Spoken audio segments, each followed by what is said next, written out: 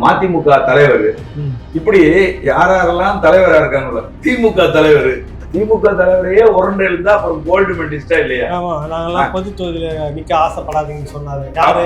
கருணாநிதி தான் சொன்னாரு அப்படின்னு சொல்லி தான் சொன்னாரு. கருணாநிதியவே உரண்டு எழுத்த ஒரு ஆளு. ராமதாஸ் அவர்களை இப்ப என்ன சொல்றாரு அப்படின்னா, ராமனும் ராமதாசும் ஒண்ணு. அதாவது இந்த கிரேட் காட் ராமன், ரெண்டு பேருமே பார்ப்பனர்களுக்காக கொலை செய்யறாங்க, அடியாள் வேலை பாக்குறாங்க அப்படிங்கிறாரு. ஏன் அவர் இந்த நேரத்தில் இது பேசுறாருன்னு ஒரு கேள்வி. இப்பதான் கொஞ்சம் காலமா வன்னியரும் பறையரும் ஒன்னா இருக்கணும் அப்படின்றதுலாம் விசிகாவுடைய அடுத்த தலைவர் வன்னியர் சிதம்பரம் எழுதி வைக்கிறது சொல்லி புடிச்சு வச்சுக்கிட்டே தம்பி அடுத்த எம்பி அவர் தான் தம்பி சிதம்பரத்துக்கு தெரியவா திட்டம் வச்சார். இவருக்கு எங்க போச்சு புத்தி? ஏப்பா நிறுத்துங்க, இந்த மாதிரிலாம் எங்க பேசாதீங்க வார்த்தை சொல்லியிருக்கணும். அதுக்கு காரணம் என்னன்னா வன்னியரசுக்கு பயப்படுறாங்க. எங்க ஆமா பயப்படணும்ல. இல்ல ஏன் சொல்ல விட மாட்டீங்க? நீங்க சொல்லுங்க. மக்களுக்கு ஒரு செய்தி சொல்லணும்னு நினைச்சா நீங்க விட மாட்டீங்க. தலைவருடைய முக்கியமான ஆவணம் ஒரு டாக்குமெண்ட் ஒன்று அவர்கிட்ட மாட்டிக்கிச்சு. அவர் கோல்டு மெடலிஸ்ட் என்ன பண்றாருன்னா, தலைவருடைய அந்த முக்கியமான டாக்குமெண்ட்டை ரிலீஸ் பண்ணிடுவேன். யாருக்குமே சகிக்காது. எதிரியா இருந்தா கூட உனக்கு ஒரு நல்ல காரியம் நடக்கிறப்ப நீ ஒப்பாரி பாட்டு பாடணும். உன் வீட்டுல கல்யாணத்துல ஒப்பாரி பாட்டு பாடினா எப்படி இருக்கும்? திருமாவளவனுடைய உழைப்பெல்லாம் ரத்த கண்ணீரான வரலாறு விளையாட்டுகள் மாறி இருக்கலாம். அவர் சொகுசா ஒரு காலகட்டத்தில் அப்படி இருந்தவர். அந்த எடுத்து பேசுங்க, இந்த தலைமுறை தெரிஞ்சுக்கிட்டு போகும். அதெல்லாம் எடுத்து போட்டு நம்ம பெயிண்டரை போட்டுக்கிட்டு இருக்காங்க. இல்லவா இவன் ஞாபகத்திலே இருக்காரு பாவம். எங்க தான் பையன் காலம் மாறி விட்டுருவானோ. நார்த் இந்தியாவில இருந்து ஒரு இருந்தேன். ஸ்டாலினே ஒரு 10,000 ஓட்டு களவாட்டு தான் ஜெயிச்சாரு. அவங்களுக்கு கூட நம்ம அரசியல் தெரியுது. அவன் தான் இங்கேயே ஒட்டின்னு இருக்கிறாங்க, இங்கே உட்காந்து வேலை செஞ்சு இங்கே பார்த்துக்கிறாங்க. மரங்கள் நம்முடைய உயிர் தேவை. மரங்கள் அழிக்கப்பட்டா மனிதர்கள் அழிஞ்சிருவாங்க.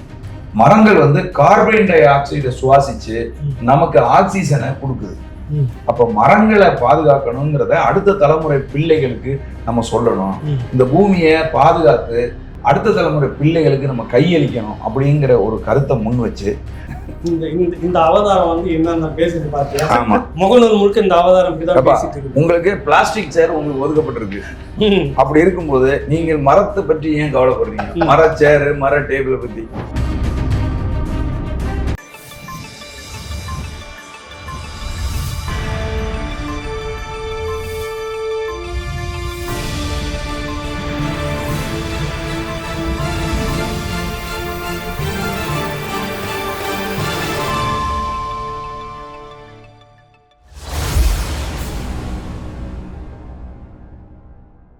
ராவணா பார்வையாளர் அனைவருக்கும் வணக்கம். ஒரு இடைவேளைக்கு பிறகு போகிற போக்கில் இந்த வாரம் அப்படின்ற மாதிரி தான் இது 2வது நிகழ்ச்சி. ஒரு பிரேக் விட்டு தொடங்கியிருக்கிறோம். வழக்கம் போல் அதிபர்கள் சோழன் சொல்வீச்சு இதில் களஞ்சியம் சகோதரர் தம்பி இருக்கிறாரு. இப்போ ராகவ் பிளாக்ல நம்ம ராகவ் இருக்கிறாரு, வருங்கால இயக்குனர். நான் அவர் எப்படி சொன்னது எனக்கே சிக்கலாக வருது. இப்போ என்ன நங்குரத்தினுடைய அதிபர் என்ன, அப்புறம் இன்னும் ஒரு வீரமிக்க ஒரு போர் படைக்குள்ள நுழைய போறாரு அந்த தம்பி. இப்ப நம்ம கூட நிக்கிறாரு. எல்லாம் சேர்ந்து நம்ம டிவிகே போர் படையில உள்ள போறாரா? கரெக்டா கண்டுபிடிச்சிட்டு கண்ணாடி அது கடைசியா சொல்றோம்ல. இப்ப தம்பி இந்த இளநீர் கவுண்ட் பண்ணி வித்துட்டு இருப்பான், செண்டில் கை பத்தி இழுத்துப்பாங்க. டிவிகே பத்தி நீங்க தான் பேசிட்டு இருந்தீங்க. ஒரே நாள்ல அடிச்சு தூக்கிட்டாரு. நான் தான் டிவிக்கு ஆளுன்னு வக்காலத்து வாங்கிட்டு இருந்தாரு.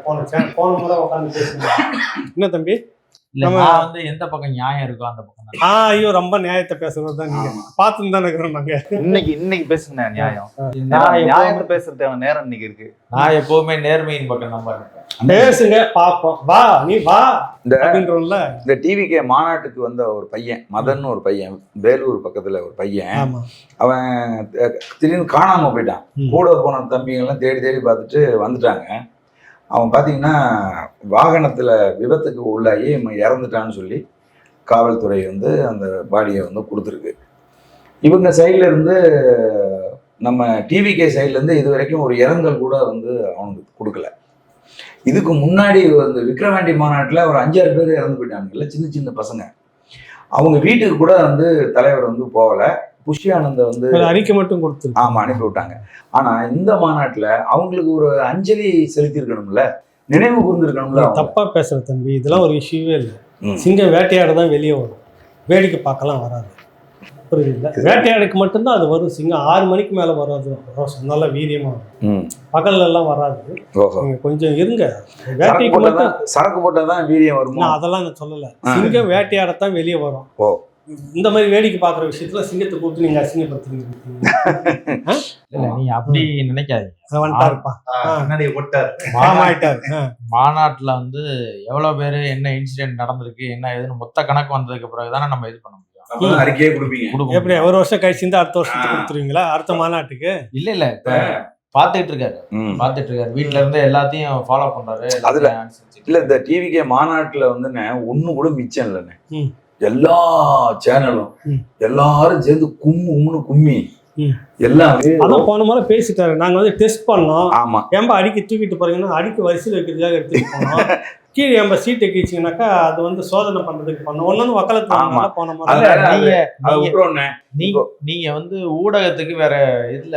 இப்ப டிவிக்கு இல்லைன்னா ஊடகமே இயங்காது. அந்த மாதிரியான ஒரு சூழல் ஏற்பட்டுருச்சு. Right, okay. சரி தம்பி, இப்ப அடுத்த போஸ்டிங் வாங்கிடலாம். அடுத்து ஒரு ஊடக மேட்டர் கொண்டு வர போறேன். அது என்னன்னு கேக்குறீங்களா? நீங்க பேசுற முக்கியமா தான் இருக்கு. ஆமா, ஒரு கோல்டு மெடலை பத்தி பேச போறேன். ஒரு கோல்டு மெடலிஸ்ட். நல்ல விஷயம் தான். இந்த மாதிரி பாராட்டு வாங்குறவங்களை பத்தி பேசுறது நல்ல. நாட்டு மக்கள் விளையாட்டு வீரர் இல்ல, வெளியில தெரியாதவங்களை தெரிய வைக்கிறது தானே. அதாவது அவர் எதுல கோல்டு மெடலிஸ்ட்னு கேட்டீங்கன்னா, மத்த கட்சி தலைவர்களை உரண்ட இழுக்கிறதுல கோல்டு மெடலிஸ்ட்.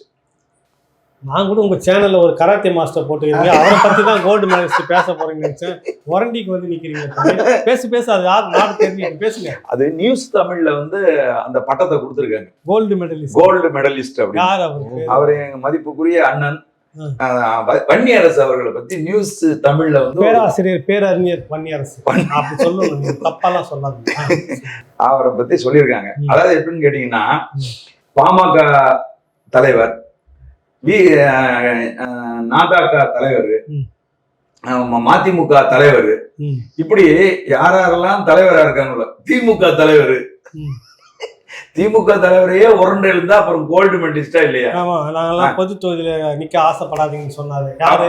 கருணாநிதி தான் சொன்னாரு அப்படின்னு சொல்லி தான் சொன்னாரு. கருணாநிதியவே உரண்டு எழுத்த ஒரு ஆளு. புரியுதுங்களா உங்களுக்கு? வைகோ கிட்ட உரண்டி ஏத்துட்டு பதில் சப்பல்ல ஒண்ணு கொடுத்த மாதிரி என் வீட்டு வாசல் வந்து நின்று காசு வாங்கிட்டு போனான்னு சொன்னார். ஞாபகம் இருக்குதா? உரண்டு இழுத்தமா இல்லையா? அப்புறம் அண்ணா வீட்டுல போய் காலில் விழுந்து சரி பண்ண இப்படி எல்லாம் வந்து ஏன் செய்யணும்? ஆமா, அந்த கண்ணாடியை கழட்டு ரொம்ப உண்மையை பேசுறீங்க. இல்லப்பா, அவர் இப்ப அணி மாறிட்டாரு. ஆமா, அப்ப எப்படி அதானே. இங்க பாருங்க, ராமதாஸ் அவர்களை வந்து இப்ப என்ன சொல்றாரு அப்படின்னா, ராமனும் ராமதாசும் ஒண்ணு. அதாவது இந்த கிரேட் காட் ராமன், ஜெய் ஸ்ரீராம் இருக்காருல்ல, ராமன், அந்த ராமனும் ராமதாசும் ஒண்ணு. ஏன்னா 2 பேருமே பார்ப்பனர்களுக்காக கொலை செய்றாங்க, அப்படி அடியாள் வேலை பாக்குறாங்க அப்படிங்கிறாரு. அப்புறமா நம்ம வந்து ராமாயணத்துல நம்ம யோசிச்சு பாக்குறோம், ராமர் வந்து சுக்கிரவனுக்காக வாலியை கொலை பண்ணாரு. இவங்க என்ன பார்ப்பனர்களான்னு கேட்டா இல்ல. யாரு? வானரங்கள்லாம் பார்ப்பனராங்க. ராவணங்கள்லாம் பார்ப்பனரா? ராவணன் வந்து கொலை பண்ணது அவர் மனைவியை தூக்கிட்டு போனாருன்னு சண்டை வந்துச்சு அவங்களுக்குள்ள. அவரும் பார்ப்பனர், அவரும் பார்ப்பனர் இல்ல, இவரும் பார்ப்பனர் இல்ல. ஆமா, அவரு இல்ல இல்ல இல்ல, இவர் வந்து பார்ப்பனர்களுக்காக போய் சண்டை போடல. அப்புறம் யாரதான் இந்த பார்ப்பனர்களுக்காக ராமர் யாரதான் கொன்னாருன்னு எனக்கு தெரியல. ஒரு ரைமிங்காக சொல்றதுதான் ராமன் ராமதாஸ். வந்து ஒரு பேரறிஞர். இப்ப அண்ணா தம்பி, இதை நீங்க வந்து சொல்றதை நான் ஏற்கல. ஏன்னா ஒரு தற்குறியா இருந்தான்னு வச்சுங்க, ஒருத்தன் அவன் சொன்னான்னா நான் வந்து ஏத்துக்குவேன். அண்ணா என்ன சொல்றாரு, அவரு கோல்டு மெடலிஸ்டா அல்ல, அவரு பேரறிஞருங்கிறாரு, பேராசான்ங்கிறாரு, பேர் ப்ரொஃபஸருங்கிறாரு, அறிஞர். அப்படிங்கும் போது அவர் இப்படி பேசக்கூடாதுல்ல. அப்ப ராமன் எந்த பார்ப்பனனுக்காக கொலை பண்ணான், அடியாள் வேலை செஞ்சான் அப்படிங்கிறத சொல்லணும்ல. புரியுது? அதே போல ஏன் அவர் இந்த நேரத்தில் இதை பேசுறாருன்னு ஒரு கேள்வி இருக்கு. தேர்தல் நெருங்க போகுது.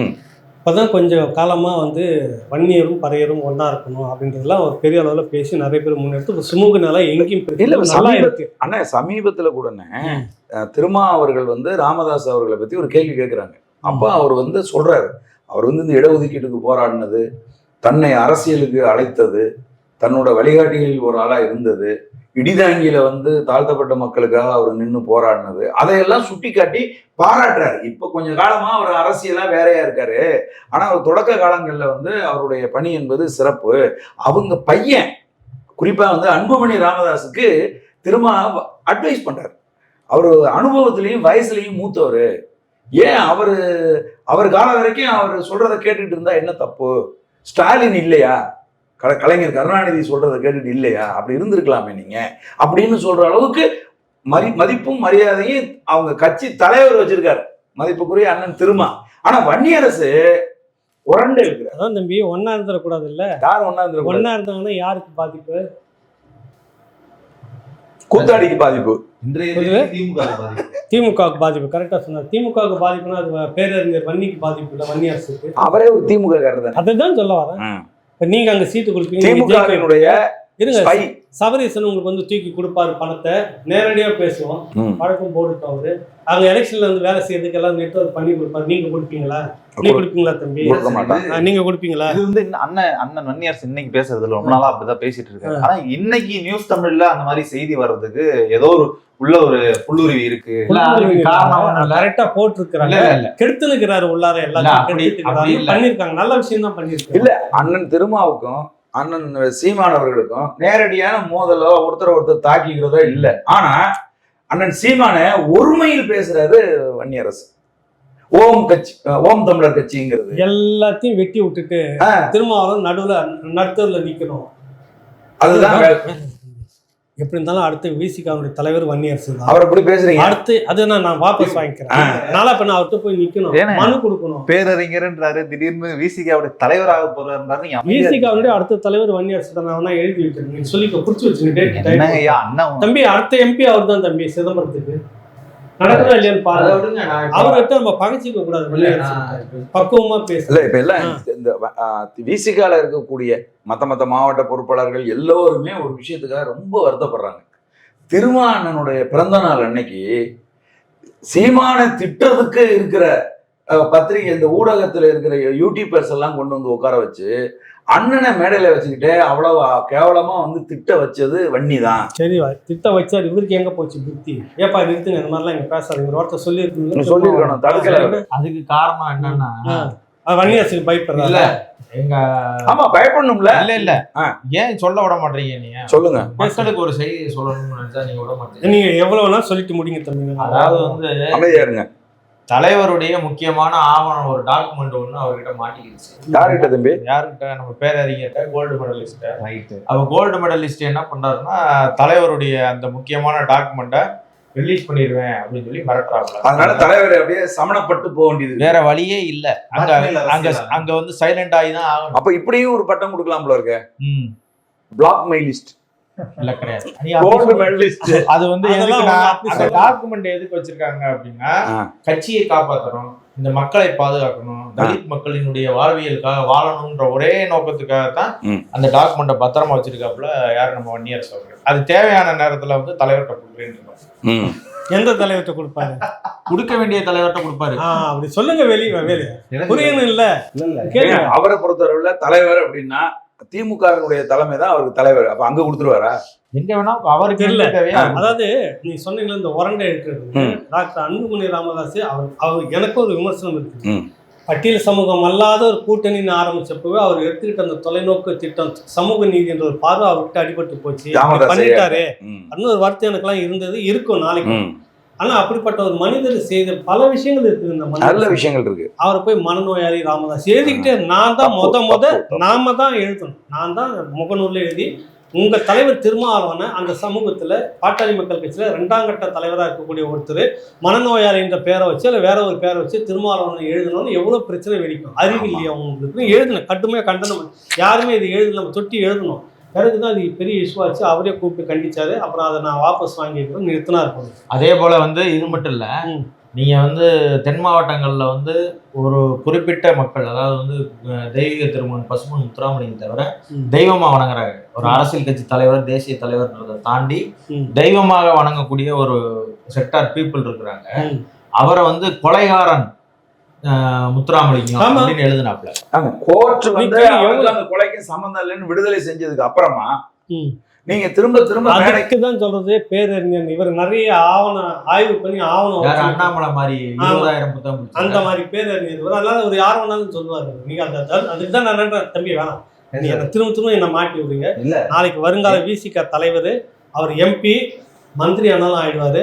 எதனா நல்லதுக்கு எடுத்து போய் நிற்கணும். எந்த கட்சியில என்ன விசிகாவிலே தான். அப்படியா? விசிகாவுக்கு அவர் தான் தலைவர், அவர் தான் அடுத்தது MP, இல்ல மந்திரியாவும் ஆயிடுவார். அதனாலதான் வந்து விசிகாவில வந்து வளர்ந்து யாரு வந்து அண்ணன் திருமாவோட நெருக்கமா போனாலும் அவங்களெல்லாம் வெட்டி விட்டுறாரு. ஆமா, அதெல்லாம் தான் நான் போனதுக்கு அவர் தான் காரணங்கிறாங்க, சொல்றாங்க. நமக்கு என்ன தெரியும். இது கனெக்டடா ஒரு செய்தி. இப்ப இந்த வன்னியரசு அண்ணன் பத்தி ஒரு பேக்கேஜ் நியூஸ் தமிழ்ல வந்தது இல்லையா, அதுக்கு காரணமே கூட ஆதவ அர்ஜுனாவோட வேலையா கூட இருக்கலாமோ? இல்ல அது விசிகாவோட தலைமையில இருந்தே கொடுக்கப்பட்ட செய்தி. கண்ணாடியை போட்டு இல்ல தம்பி, நீ என்ன வேணாலும் அடிங்க எங்க பேரறிஞர வன்னியரசு. அடுத்தது பாரு, புதிய தலைமையில ஒரு ஆள் வச்சு நிற்பாங்க. அங்க இருந்துட்டு இதுக்கு News 8 News 7ல வந்துச்சு இல்ல, புதிய தலைமுறையில வந்தாலும் வரும். அண்ணன் சமாசனை எழுதுவாரா பேசுவாரா எனக்கு தெரியாதுப்பா. அதாவது வல்லவர், பெரிய டேலண்டட் ஃபெலோ, பெரிய வல்லவர். இப்ப மேடையில வந்து பேசுற அத்தனை மேடையிலையும் எவனையாவது உரண்டை இழுத்து பேசி நாகரிகமற்று பேசுகிற ஒரு அநாகரிக பேரொழி. அதான் தம்பி, News 7 கோல்டு மெடல் கொடுத்து இவர் பெருமைப்படுத்துற மாதிரி பதில் இவர் என்ன பண்ணுவாரு, திருமாவளவனை டேமேஜ் பண்ணணும்னு புதிய தலைமுறையில் அவருக்கு அந்த அளவுக்கு செட்டப் இருக்குதுன்றேன். அங்க இருக்கிறது திமுக ஆளா இருக்கிறாங்களோன்னு சந்தேகம். அந்த மட்டுமா இருக்கு. எப்படிப்பட்ட நிறுவனம் அது? அவர் ஐயா இருக்கிறார்ல, அது பச்சமுத்து அவருடைய மகன் ரவி சத்யநாராயணன் சார், ரொம்ப உங்களே ஜெனுவன் பார்ட்டி. அது சும்மா சொல்ல. சமீபத்தில் கூட வந்துட்டு கேள்விப்பட்டேன், விஜயனுடைய நிகழ்ச்சிக்கு ஏன் அவ்வளோ ஃபோர்ஸாக இருக்கு, நீங்கள் ரிப்போர்ட்டர்ஸ் ஏன் அவ்வளோ பேராக இருக்குங்க, என்ன காரணம், எதுக்கு இவ்வளோ தேவையாது? இது நியூட்ரலாக இப்போ நாளைக்கு இன்னொரு கட்சி பண்ணுறாங்க, நாம் தமிழர் கட்சி பண்ணுது, அதிமுக மாநாடு போடுது, ஃபுல்லாக லைவ் காட்டுங்களா நீங்கள் என்ன திட்டத்துக்கு இதெல்லாம் பண்ணீங்கன்னு கடுமையாக பேசியிருக்கிறார். சூப்பர், கடுமையாக பேசியிருக்கிறாரு. எதுக்கு இவ்வளோ டீம் இறக்கிட்டு முழுக்க இவ்வளோ கேமரா யூஸ் பண்ணிட்டு அவங்க சோர்ஸ் எல்லாம் அவங்க கொடுத்துருக்காங்க. என்ன காரணம்னு இவங்க என்ன சொல்ல முடியும்? பேக்கேஜ் அந்த விஷயம் அப்படின்னு அவர் பச்சமுத்து மகனுக்கு தெரியுமா? ஐயா சத்யநாராயணுக்கு தெரியுமா? ஏங்க இங்க உள்ள இருந்துகிட்டு தமிழ்நாடு அரசு சார்பாக இதழியல் இது தொடங்குறதுக்கு போய் நிக்கிறாங்க இந்த டீம். புதிய நீங்க ஏன் போறீங்க அதுக்கு? ஆமா, அரசுக்கு நீங்க ஜால்ராவா? அதான் விமர்சனம் பண்ற இடத்துல இருக்கக்கூடிய நீங்கள் எப்படி ஒரு எடிட்டராக கலந்துக்க முடியும்? நிறைய விஷயம் நடக்குதுங்க. அவர் சத்யநாராயணன் சார் உண்மையிலே ரொம்ப நல்ல டைப்பு, ரொம்ப நேர்மை, எல்லாம் கரெக்டு. அந்த நிறுவனத்தில் எவ்வளோ பேர் இருக்கிறாங்க, ஜூனியர்ல இருந்துட்டு சீனியர் வரைக்கும் இருக்காங்க. நீ அங்கேருந்து எடு விதையை, எந்த மண்ணிலேருந்து எடு, அந்நிய மண்ணிலேருந்து கொண்டு வந்து நடாத, பட்டு தான் போகும்னு நான் சொல்ல வரேன். அதனால இப்போ அங்கே வந்து வச்சுக்கிட்டு எதனா பண்ணாலும் பண்ணுவார் எங்கள் தலைவர். நீங்கள் இதுக்கு வந்து யார் வந்து தலைமை பீடத்தில் இருக்கிறாங்க, யார் இவருக்கு பின்னாடி யார் பின்புலத்தில் இருக்காங்கன்றதை பார்க்கணும் நீங்கள். அப்படி போடு. பேனாவா நல்லா பெண் நிறுவனம்,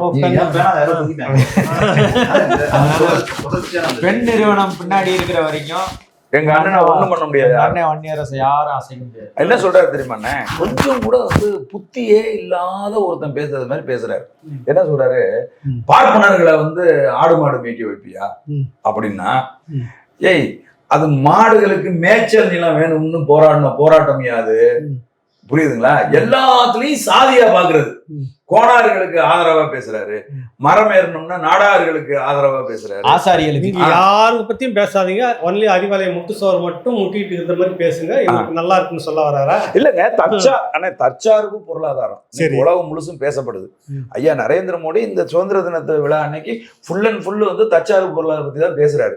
தற்சார்பு பொருளாதாரத்துல மிக முக்கியமா பாஜகவோட பிடி மாதிரி தற்சார்பு பொருளாதாரம் அப்படிங்கிறதுல வந்து மிக முக்கியமானது கால்நடைகள். அதுல பால், அதுல இருந்து வரக்கூடிய பொருட்கள் எல்லாமே வந்து தற்சார்பு பொருளாதாரம் சார்ந்ததுதான். அப்ப அதை முன்வைத்து ஒரு கட்சியினுடைய தலைவர் பேசுறாரு அப்படின்னு சொன்னா, எதுக்கு பேசுறான், ஏன் பேசுறான், அதுல இருக்கக்கூடிய நல்லது என்ன கெட்டது என்னங்கிறத யோசிக்காம தீகாக்காரங்க கூட பரவாயில்ல, புரியுதுங்களா? ஒரு பொண்ணு ஒண்ணு பேசுமே கீச்சு குரல்ல, அந்த பொண்ணு கூட பரவாயில்ல, கொஞ்சம் யோசிச்சு பேசும் போல இருக்கு. இவர் அண்ணன் வன்னியரசு வந்து பார்ப்பனர் எல்லாம் கொண்டாந்து நீ மாடு மேய்க்க வைப்பியா? யாரு என்ன வன்னியரசு சொன்னீங்க? இப்ப கோல்டு மெடலிஸ்ட் வேற எதுவும் சொன்னீங்க? அண்ணன் வன்னியரசு கோல்டு மெடலிஸ்ட் நீங்க மெடல் கொடுத்திருக்காங்க ஒரு நிறுவனம், அதை உதாசீனப்படுத்தி. இதுக்கு இடையில வந்து இன்னொரு செய்தி சொல்லிடுறேன். அதாவது என்னன்னா, அண்ணன் திருமா அவர்கள் வந்து பிறந்த நாளைக்கெல்லாம் வந்து இந்த போட்டெல்லாம் இப்படி போட்டு கையில வாட்ச்லாம் இப்படி கட்டி ஒரு வீடியோ ஒன்று போடுவாங்க ப்ரொமோஷனை. அதே மாதிரி இப்ப எங்க கோல்டு மெடலிஸ்டுக்கு ஒன்று வந்துருக்கு, அதே மாதிரி ஒரு வீடியோ. சொன்ன இல்ல திரும்ப விசிகாவுடைய அடுத்த தலைவர் அவர் தான். ஆமா, உருவாயிட்டு இருக்கிறார். எங்க அண்ணன் நீண்ட ஆயுளோட தலைவன். கரெக்டா?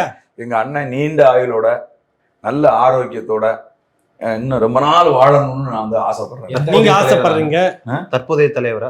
தற்போதைய நீங்க ஆசைப்படுறீங்க தம்பி. எனக்கும் ஆசை தான், உனக்கும் ஆசை தானே, உங்களுக்கும் ஆசை தானே. எனக்கு வந்து பேராசை. பேராசை எல்லாருக்கும் ஆசை, பேராசை இருக்கு. ஆமா, அங்க இருக்கிறவங்களுக்கு இருக்கணும். அதுக்குள்ளே எப்ப போவான், திண்ணை எப்ப காலி ஆகணும் உட்காந்து. அதுக்குள்ளே எதுக்கு அண்ணன் மாதிரியே ஆவறீங்க? அண்ணன் மாதிரியே கோட்டு போட்டு அண்ணன் மாதிரியே நீங்க அதுக்குள்ளே ஆகணும். அமைதிப்படாம ஒண்ணு பார்க்கலாம் தம்பி. அமைதிப்படி அடிக்கடி நீங்க வந்து இயக்குனரா இருந்துகிட்டு அந்த சீன் அப்படியே பொருந்தி வருது இல்ல? ஆமா, தேங்காய் சிரட்டை வந்து சுரண்டி அது இல்ல, அதெல்லாம் ரொம்ப பழசுன யாத்திசைன்னு ஒரு படம் வந்துச்சு இப்போ. அதுல வந்து பாத்தீங்கன்னா அந்த எய்னர் கூட்டத்தோட அந்த தலைவன் வந்து என்ன பண்ணுவான்னா அந்த அந்த சிம்மாசனம் அது இது எல்லாம் பயங்கரமா கற்பனை பண்ணுவான். அந்த இடத்துல போய் நம்ம உட்கார்ந்து அப்படி இருந்தா எப்படி இருக்கும் அப்படின்னு. அந்த மாதிரியான ஒரு கற்பனை தானே.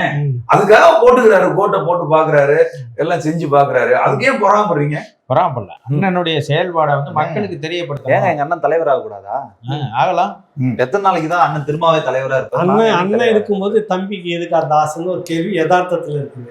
அதுக்குதான் பேரு அண்ணன் எப்ப போவான், திண்ணை எப்ப காலியாகும் கிராமத்துல இருக்குது. இந்த செய்தியை ஒட்டி இன்னொரு செய்தி இருக்கு. நம்ம இந்த அண்ணன் தொல் திருமாவளவன் அவர்களின் பிறந்தநாள் விழாவில் இந்த மாதிரி வந்து சீமானை திட்டுவதற்காகவே பிறந்தநாள் விழா நடத்துனீங்களான்னு சொல்லி இந்த பிளாக் ஷிப்னு ஒரு ஊடகத்துல வந்து ஒரு கேள்வி எழுப்பப்படுது. யார்கிட்டனா ஆலூர் ஷானவாஸ், அவங்க கட்சியினுடைய சட்டமன்ற உறுப்பினர், இப்ப துணை பொதுச் செயலாளர்கிட்ட. அவர் என்ன சொல்றாருன்னா, இதை நான் ஏற்கல, நான் மறுக்கிறேன், இதை நான் எதிர்க்கிறேன். தமிழ்நாடு முழுதும் எந்த விடுதலை சிறுத்தையும் ஏற்கல. அதை நான் வந்து எனக்கு வந்து அதுல உடன்பாடு இல்லைன்னு சொல்லி இதுல அவமானப்பட்டு வெக்கப்பட்டு அசிங்கப்பட வேண்டியது மதிப்புக்குரிய அண்ணன் திருமாவளவன் அவர்கள் தான். ஏன்னா அவரை மேடையில வச்சுக்கிட்டு இந்த வேலை நடந்துச்சு. யாருக்குமே சகிக்காது. எதிரியா இருந்தா கூட உனக்கு ஒரு நல்ல காரியம் நடக்கிறப்ப நீ ஒப்பாரி பாட்டு பாடணும். உன் வீட்டுல கல்யாணம் நடக்கும், கல்யாணத்துல ஒப்பாரி பாட்டு பாடினா எப்படி இருக்கும்? ஆமா, அந்த நிகழ்ச்சி அவர் என்ன கஷ்டப்பட்டாரு, ஸ்கிரிப்ட் வேணும்னா கேளுங்க, நான் வேணா கொடுத்துறேன் தம்பி. திருமாவளவனுடைய உழைப்பெல்லாம் வந்து ரத்த கண்ணீரான வரலாறு, விளையாட்டுகள் இன்னைக்கு மாறி இருக்கலாம். அவர் சொகுசா ஒரு காலகட்டத்தில் அப்படி இருந்தவர். அந்த எடுத்து பேசுங்க, இந்த தலைமுறை தெரிஞ்சுக்கிட்டு போகும். அதை விட்டு நீ போய் அங்க சீமானை வந்து கொச்சப்படுத்துற மாதிரி விட்டுட்டு இருக்கிறவங்க பாட்டு பாடுன்னு சொன்னாங்க. இவ்வளவு தூரம் வந்து கட்சிக்காரங்களே எதுக்குறாங்க. ஆலூர் ஷானவாஸ் போன்றவர்கள் விரும்பலன்னு சொல்றாங்க. அண்ணன் திரும்ப நடவடிக்கை எடுத்துருவாரு தம்பி. டாக்குமெண்ட் அது கண்ணு முன்னாடி வந்து அந்த டாக்குமெண்ட் ஞாபகத்துக்கு வருதுன்னு, நம்ம ராகுல் காந்தி இருக்காருல்ல, அவர் வந்து ஒரு டாக்குமெண்ட் அடிக்கி வச்சுட்டு பயங்கரமா ஓட்டு திருட்டு, பிஜேபியில வந்து நரேந்திர மோடியே தோத்து போயிட்டாரு, அவங்க ஓட்டு திருட்டு பண்ணி தான் ஜெயிச்சு வந்தாங்க, இவங்க ஆட்சி அதிகாரத்துல இருக்கு யோக்கியதை இல்லை அப்படின்னு சொல்லி ஒரு விஷயத்த செஞ்சாரு. அதனுடைய இதுவா வந்து இப்போ ஒரு ரோட் ஷோ நடத்தினாங்க. அதுக்கு பீகார் தேர்தல்ல வந்து என்ன செஞ்சிட்டாங்கன்னா ஒரு 65 லட்சம் பேரை ஓட்டர் லிஸ்ட்ல இருந்து தூக்கிட்டாங்க. ஆமா, செத்து போயிட்டாங்கன்னு சொல்லி லிஸ்ட் கொடுத்தாங்க. அந்த செத்து போயிட்டாங்கன்னு லிஸ்ட்ல இருக்கிற ஒரு 10 பேரை கூட்டிட்டு போய் ராகுல் காந்தி ஜட்ஜுக்கு முன்னாடி டீ குடிச்சாரு. ஐயா, இவங்க எல்லாம் செத்து போயிட்டாங்க, இவங்க எல்லாம் பேயா வந்திருக்கிறாங்கன்னு. ஜட்ஜுங்க எல்லாம் அலண்டு மெல்லண்டு போயிட்டாங்க. என்னையா சொல்றேன்னு. ஆமாங்க, ஆஸ்பர் டாக்குமெண்ட், ஊபி டாக்குமெண்ட் இப்படி சொல்லுதியான்னு. இப்ப அதனால இவங்க அதை கண்டிச்சு ஒரு ரோட் ஷோ நடத்துனாங்க. அங்க எங்க அங்கிள், அதான் கன்ஃபியூஸ் ஆன, அங்கிள் சொல்றதா அப்பான்னு சொல்றதா? அங்கிள், அப்பான்னு சொன்னா கொஞ்சம் கூட சொல்லிட்டேன் நானு. அங்குள் அங்குள் சொல்றதுல என்ன தப்பு இருக்கு சார்? எங்க மாமான்னு சொல்றதுல என்ன தப்பு இருக்கு? அது தாய் மாமன், விஜய்க்கு தாய் மாமனா இருக்கட்டும், நல்லது தானே. ஆமா, என்னன்னா தமிழ்நாட்டு முதலமைச்சர் இங்க போயிருக்காரு. பாவம், பேசும்போது உணர்ச்சி வசப்பட்டு பேசும்போது ராகுல் Gandhi my dear brother Rajiv Gandhi அதெல்லாம் எடுத்து போட்டு நம்ம பெயிண்டரை போட்டுக்கிட்டு இருக்காங்க. என்னவா என்ன தம்பி இவன் ஞாபகத்திலே இருக்காரு. பாவம், எங்க தான் பையன் காலம் மாறி விட்டுருவானோ. அது கூட பார்த்துதான் படிச்சுட்டு இருந்தாரு. My dear brother Rajiv Gandhi G. ஒருவேளை அவர் கண்ணுக்கு மட்டும் நம்ம ஐயா இருக்கிறார்ல அங்கிள், அதாவது நம்ம தாய் மாமனே சொல்லுவோம். நல்ல நல்ல மரியாதைக்குரிய பேர் தான் அது. தாய்க்கு இணையான ஒரு விஜய்க்கு அவர் இருக்கட்டும். அவர் கண்ணுக்கு மட்டும் ராஜீவ்காந்தி அங்க வந்து தெரிஞ்சிருப்பாரு, அதை சொல்லியிருப்பாருன்னு நான் நினைக்கிறேன். நீங்க என்ன நினைக்கிறீங்க? ஆமா, இதுல வந்து என்ன தம்பி சிரிக்கிற? இதுல ஒரு பெரிய நகைச்சுவை என்ன தெரியுமா? சொல்லி செல்வரு இல்ல இதுல என்ன பெரிய நகைச்சுவை அப்படின்னா, இப்ப எப்படி ராகுல் காந்தி வந்து நீங்க வந்து ஓட்டெல்லாம் திருடி களவாண்டு தான் நீ ஜெயிச்சீங்கன்ற மாதிரி, நார்த் இந்தியாவில இருந்து ஒரு சொன்னேன், ஸ்டாலினே ஒரு 10,000 ஓட்டு களவாண்டு தான் ஜெயிச்சாரு. அவங்களுக்கு கூட நம்ம அரசியல் தெரியுது. அவன் தான் இங்கேயே ஒட்டின்னு இருக்கிறாங்க, இங்கே உட்காந்து வேலை செஞ்சு இங்கே பாத்துக்கிறாங்க. பிஜேபி காரங்க குற்றச்சாட்டுங்க அது. இல்ல அவன் சொல்றான்ல, அதை நீ நிரூபணம் பண்ணணும்ல, இல்லங்க அதெல்லாம் இல்லங்கன்னு சொல்லணும்ல. அடிச்சு ஓடுறான். அவனுக்கு என்ன இருக்குது? நல்ல வேலை ராகுல் காந்தி தமிழ்நாடு பக்கம் வந்து அந்த ஆராய்ச்சி எல்லாம் பண்ணல.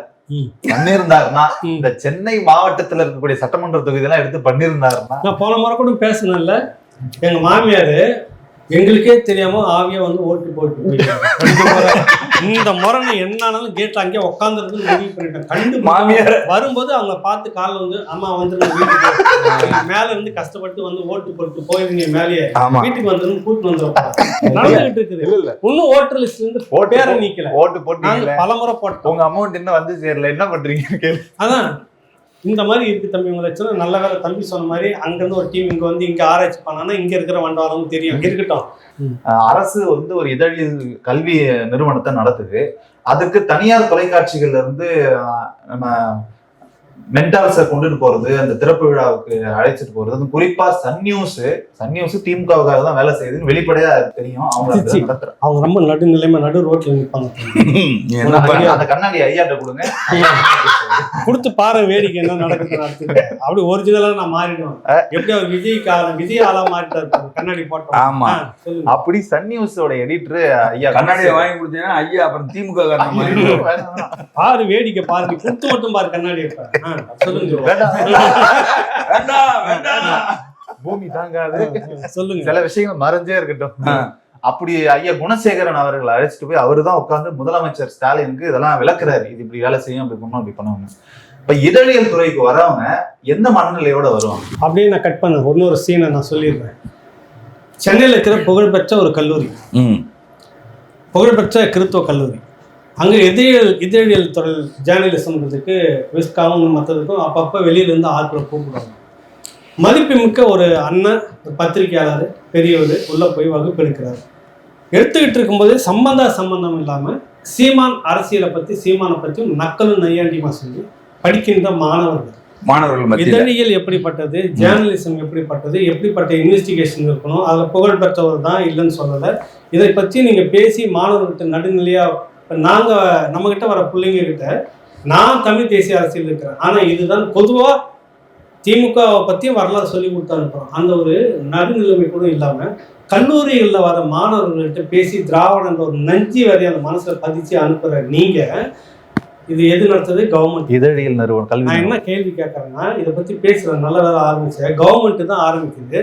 ஏற்கனவே எல்லா மீடியாவும் அங்கே வந்த போஸ்ட்லாம் பாரு, சமஸ்து நடுநிலைன்னு சொல்றீங்களா தம்பி?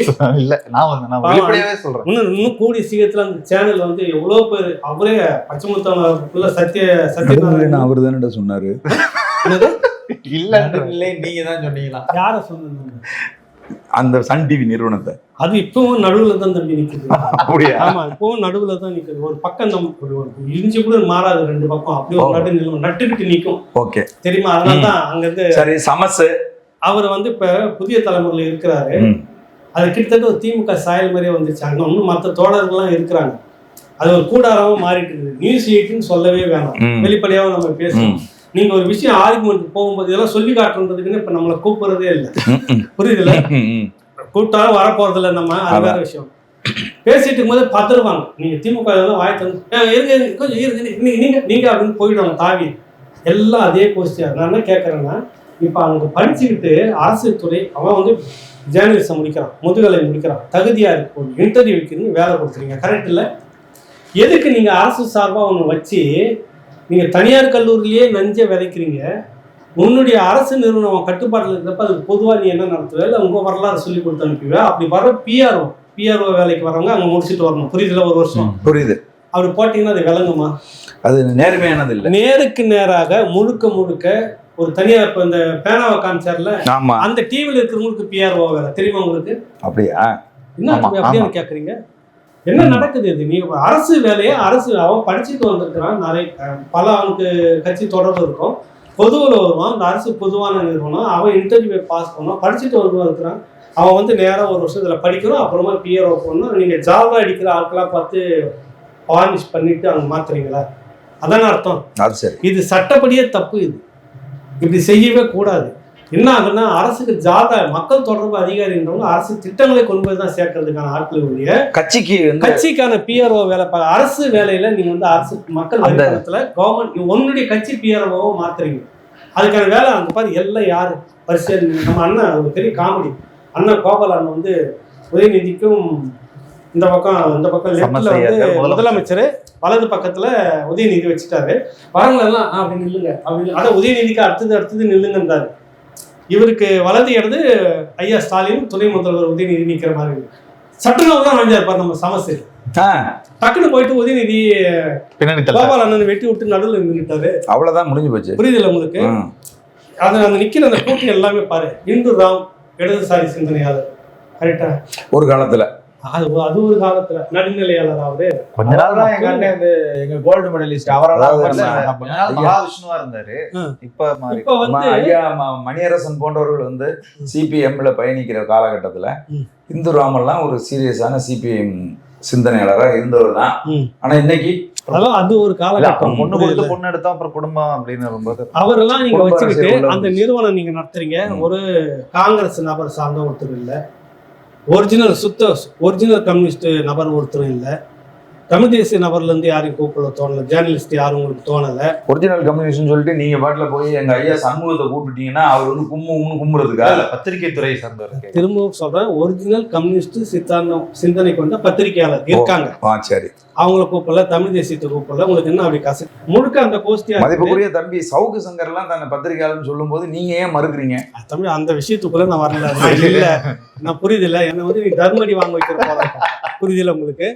நான் சொல்ல வர விஷயம் முழுக்க திமுக சார்பு ஆதரவு நபர்களாகவே இருந்துக்கிட்டு நீங்க ஒரு இதழியலை நடுநிலையா நாங்க வந்து பயிற்சி கொடுத்து பிஆர்ஓக்கு அனுப்புவோம்னா அது சரியா இருக்குமா? கேள்வி இருக்குது, பொதுவில் வைக்கிறோம். அதை விட இந்தியாவிலேயே நம்ம பயப்படவும் தேவையில்லை. நடுநிலையா வரக்கூடிய மாணவர்களுக்கு இந்த சித்தாந்தத்தை புகுத்துறாங்க அப்படின்னா நம்ம கொஞ்சம் பயப்படலாம். ஆனா வந்த மாணவர்களே எல்லாருமே திமுக மேடை பேச்சாளர்கள்னு முதலமைச்சர் ஸ்டாலின் பக்கத்துல வச்சுக்கிட்டே பேசுறாங்க. அப்படி இருக்கும்போது அந்த இதழியல் கல்வி நிறுவனங்கிறது யாருக்காக இயங்குது? அதான் சொல்லிட்டான், அரசு மக்கள் வரி பணத்துல அவங்களுக்கான ஒரு பிஆர்ஓவை உற்பத்தி பண்ணிக்கிற ஒரு கூடாரமாக அது மாறிட்டு. அதான் விஷயம். நாங்க பத்திரிகையாளர் மன்றத்தை எங்களுக்கு சால்ரா அடிக்கிற மன்றமா நாங்க மாத்திக்கிட்டோம். அது மாதிரி நாங்க வந்து மாத்திக்கிறத ஏன் நீங்க பொறாமப்படுறீங்க? அப்புறம் இன்னொரு முக்கியமான விஷயம், அப்பெல்லாம் பத்திரிகையாளர் மன்றத்துக்கு பேசினா நோட்டீஸ் வந்து புகார் கொடுக்குறாங்க, உஷாரா இருக்கும். ஆமா ஆமா புரியுது. இருக்கிறவங்க அள்ளி முடியறாங்க, இல்லாதவங்க ஏங்க வந்து வயிற்று போடுறீங்க? ஆமா, முடி இருக்கிறவங்க அள்ளி இருக்கிறீங்க, உங்களுக்கு ஏன் வயிற்று இருக்கு? இதெல்லாம் ஒரு வேலை வாய்ப்பு உருவாக்குற விஷயம். இந்தியாவிலேயே நாங்க தான், தமிழ்நாடு தான் அதிகம் வேலை வாய்ப்பை உருவாக்கி இருக்கு. பெருமைப்படுகிறோம். பட்டுக்கோ யாருக்கு பட்டுங்க? அப்புறம் எதுக்கு 1000 ரூபாய் கொடுக்குறீங்க? சில பஸ் கொடுக்குறீங்க. தம்பி ஏதோ கேள்வி கேட்கிறாங்க, வேலை யாருக்கு உருவாக்கி? வட இந்தியர்களுக்கு. இது நல்ல கேள்வி. பீகாரிகளுக்கு, ஊபிகளுக்கு. ஆனா இதுவும் நல்லா இருக்குது. ஆமா, இங்க நடவு நடுறதுல இருந்து நாத்து பறிக்கிறதுல இருந்து நடவு நடுறதுல இருந்து குளத்து வேலையில இருந்து எல்லாமே வட இந்தியர்களை கொண்டு வந்து அவங்களுக்கு வேலை வாய்ப்பு ஏற்படுத்தி கொடுத்துருக்காருல. அப்ப மகனுக்கும் மாப்பிள்ளைக்கும் வேலை வாய்ப்பு கொடுக்கலையா? அவங்களுக்கும் கொடுத்துருக்காங்க. அவங்க வேலையெல்லாம் பார்க்க முடியாது, அவங்களுக்கு நிறுவனம் வச்சு தருவோம். சரி, அப்ப தமிழ்நாட்டுல உள்ளவங்க எல்லாம் சாராயம் குடிக்கிறது, இலவசமா காசு கொடுத்து குடிக்க வைக்கிறது, இதுதான் தமிழ்நாட்டுல உள்ளவங்க. அப்ப வேலை பூரா வடநாட்டுக்காரங்க. திராவிட கட்சிகள் அரசியல் கூட்டங்கள் நடத்தினால் 200 ரூபாயும் பிரியாணி வாங்கி கொண்டு அன்றைய நாளைக்கு ஓட்டுவது. தமிழனுக்கு வேலை எலெக்ஷன் வர கொடி புடிச்சு அங்கங்க நிக்கணும், வேலை வாய்ப்பு இருக்கு. அதுதான் சொல்ல வர்றாரு நினைக்கிறேன். இல்ல கொடி புடிச்சு உனக்காக எல்லா இடத்துக்கும் வயல்ல நின்று ஓட்டுக்கணும், கொடி புடிச்சு நிறுத்திட்டு வர்றது தமிழன். நாற்காலியில் உட்காந்துட்டு வேலை வாய்ப்பு கொடுக்கறது முழுக்க நீ வேற ஒருத்தன். அதையும் நீங்க எதிர்த்தீங்கன்னா அப்புறம் பீகார்ல இருந்து கொடி பிடிக்கிறதுக்கு ஆளை கூட்டு வந்துருவாங்க. அந்த வேலை வாய்ப்பும் போயிடும். பாத்து நல்ல வேலை பீகார்ல இருந்து பத்திரிகை துறைக்கு ஆள் வரல. அதுதான் லேட் ஆகும். கொஞ்சம் லேட் ஆகும். அது பிரசாந்த் கிஷோர் என்ன கணக்கு? பிரசாந்த் கிஷோர் தமிழ் ஸ்ட்ராட்டஜிஸ்ட் வரலாம். இல்ல பிரசாந்த் கிஷோர் இப்ப பீகாருக்கு போயிருந்தார்ல, பீகாரிகள் வந்து தமிழ்நாட்டில் தாக்கப்படும் போது இந்த வாயை எங்க வச்சிருந்தாருன்னு சொல்லி முதலமைச்சரே வந்து எதிர்த்து பேசியிருக்கிறாரு. யாரு? நம்ம மு.க. ஸ்டாலின் நம்ம முதலமைச்சரை அவரு யாருன்னா பிரசாந்த் கிஷோர் பீகாருக்கு போயிருந்தாருல, அதை வந்து விமர்சனம் பண்ணி பேசியிருக்கிறாரு. அங்க இருக்கிற பீகார்களுக்கு எல்லாம் பாதுகாப்பு கொடுக்க முடியல, இங்க வந்து பீகாருக்குலாம் இவர் பாதுகாப்பா இருப்பாரா அப்படின்னு சொல்லி கேள்வி. அது இன்னொரு வேடிக்கை என்னன்னு சொல்லி முடிச்சிடறேன். பீகார்ல வந்து இவர் யார், அந்த இவரோட பையனை தானே வச்சு சுத்தினார் வண்டியில, பேரணி வந்தாங்கல்ல, ஒன்னா நின்றுட்டாங்க எல்லாம். ஐஎன்டிஏ கூட்டணி எல்லாம் நின்றுட்டு வந்துட்டாங்க. ஒரு பெரிய மாஸ் உருவாக்கிட்டாங்க. அப்படியே தேர்தல் நெருங்குதுன்னு வச்சுக்கோ, மகன்கிட்டையும் திருமாவளவன் தோழட்டு இந்த சனாதனத்தை வச்சு கொஞ்சம் உருட்டுங்க அப்படின்னு ஒரு உருட்டு தாயத்தை உருட்டி விட்டாங்கன்னு சமாதானம்னு நாட்டுல ஒட்டுமொத்தமா காங்கிரஸ் படுத்துக்கும் சனாதனம். ஆமா, ஏன்னா ராமரை கொச்சப்படுத்துற கோஷ்டிங் இதெல்லாம் அப்படின்னு வந்து இதை பாருங்க, ஸ்டாலின் இவர் கூட நின்றுட்டு வந்துக்கிறான்னு பிரச்சாரம் அங்க பண்ணாங்கன்னாவே காங்கிரஸினுடைய ஓட்டு அந்த கூட்டணியே கண்டுக்கும். ஆமா, பாஜக தான் ஜெயிக்கும். ஆமா, ராமயசா கூட்டம் நடத்தும். அதுல அண்ணன் உதயநிதி ஸ்டாலின் திரும்பி போய் பேசுவாரு, சனாதனம் பத்தி பேசுவாருன்னு நினைக்கிறீங்க? நடக்கும், நடந்துட்டு அந்த பக்கம் பாஜக ஜெயிக்கிறதுக்கு வேலை செஞ்சிருவாருன்னு நான் நினைக்கிறேன். அதான் ஆகும். அதாவது எடப்பாடி பழனிசாமி அவர்கள் தமிழ்நாடு முதலமைச்சராக இருந்து போகும்போது தமிழ்நாட்டு மேல 4 லட்சம் கோடி கடன் இருந்துச்சு. 3 லட்சம் கோடி 3 லட்சம் கோடி இருந்துச்சு. ஆனா இப்ப எவ்வளவு இருக்கு? இப்ப வந்து 10 லட்சத்துக்கு. அப்ப அது முன்னேற்றம் இல்லையா? கடன் வாங்குற தொழிலுக்கு ஒரு முன்னேற்றம் இல்லையா? இந்தியாவிலே அதிகம் கடன் வாங்கிய முதல் மாநிலம் இதுல வந்து போதைப் பொருள் வரட்டுக்கு என்ன சொல்லிட போறோம், போதைப் பொருள் கடத்துவதில் நாங்கள் முதலிடத்துல இருக்கோம். வாங்கியிருக்கிறது இத்தனை லட்சம் கோடி கடன் வாங்கியிருக்கிறீங்க. அப்புறம் வேலை வாய்ப்பு பெருகாம என்ன ஆகும், மற்றது பெருகாம என்ன ஆகும், அந்த அடிப்படை அறிவு கூட இல்லாம கடன் வாங்கின என்னப்பா பண்ணா, வேலை ஃபேக்டரி ஏதோ ஒன்று வந்திருக்குன்னு அது கொடுத்துருங்க, அது கூட வேற ஒருத்தர் இன்வெஸ்ட் பண்றான், அங்க வேலை கிடைக்குது. நீ ஒன்றும் உருப்படியா பண்ணல. டாஸ்மாக் விரிவாக்கம் பண்ணதுல இருந்து குறைக்கிறன்ற பேர்ல இங்க 300 குறைக்கிறீங்க, அங்க 500 கடை பிரைவேட்டுக்கு லைசன்ஸ் கொடுத்துறீங்க. இதை தாண்டி வேற என்ன நடந்துக்குன்னு கேட்டா பதில் இல்லை. வாங்கின கடனுக்கு என்ன பதில்னு கேட்டா கடன் இல்லை. ஆனா வரி நீ இப்ப எவ்வளவு கட்டுற, முன்னாடி எவ்வளவு வீட்டு வரி, கரண்ட் வரி எவ்வளவு, 2 மடங்கு மேலே ஏறிடுச்சா? இதை பத்தி யாராவது பேசுறோமா? இந்த அரசியலே பேசக்கூடாதுன்றதுக்காக தான் அந்த சொம்புகள்லாம் இருக்குது, புரியுதுல்ல?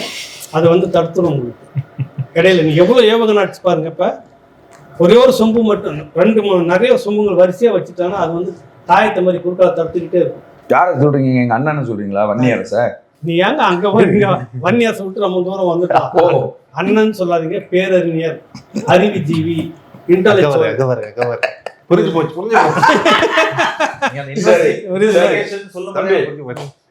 நீங்க புரோக்கரா இருந்துட்டு ஃபுல்லா வந்து பேசக்கூடாது.